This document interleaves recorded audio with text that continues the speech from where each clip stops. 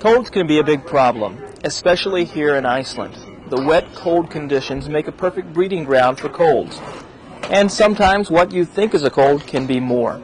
Petty Officer Eric Franklin learned this lesson the hard way.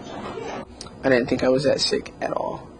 Actually, what happened is I usually don't get colds. I don't get sick. I don't get anything. So, being hard-headed, when I finally did get sick, I just thought it was a cold. And I was getting a little bit of the chills. So what I did is I went to work anyway. And little did I know my fever was 102. So I went to work. That made it worse. Next day, I slept all day. And I had planned on going into work again that night.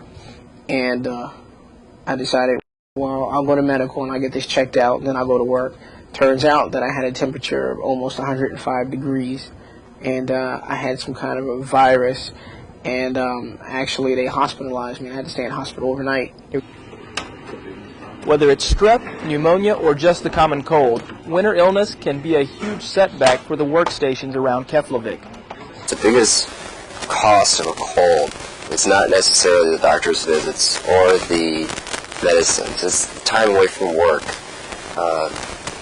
Back in the civilian world, if you have to stay home with your child, you lose a day's pay. So that's a big issue with colds, and it can take away from your productivity at work. Generally, if you're worried about being contagious, you're usually contagious before you can start feeling sick. And so you've already spread it around your workspace. So there's really no need to worry about spreading the cold. So you do need to get back to work as soon as you can. There are a lot of ways to prevent colds from happening.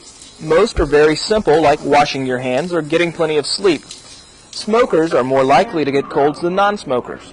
Following simple directions from your doctor can prevent you from having to actually come in for a visit. Sleep well, eat well, take the time out for yourself to get some exercise in.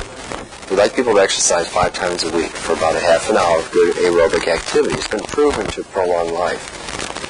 So take care of yourself, and with taking care of yourself, your immune system builds up. If you think you're getting sick, it's probably a good idea to see your doctor.